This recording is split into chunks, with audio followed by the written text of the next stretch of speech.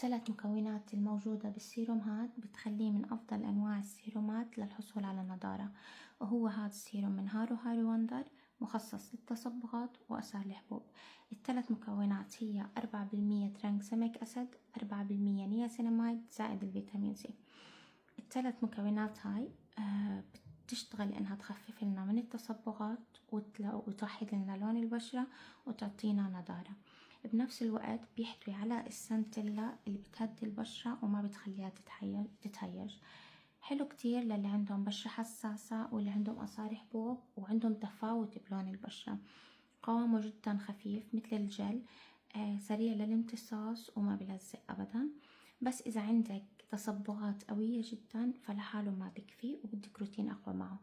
أنا بستخدمه يوم هو ويوم فيتامين سي لحال مشان أحصل على نتيجة أفضل. إن شاء الله رح أبقى أصور لكم فيديو كيف تدخلوه بروتينكم وكيف تحصل على نتيجة أفضل بإذن الله.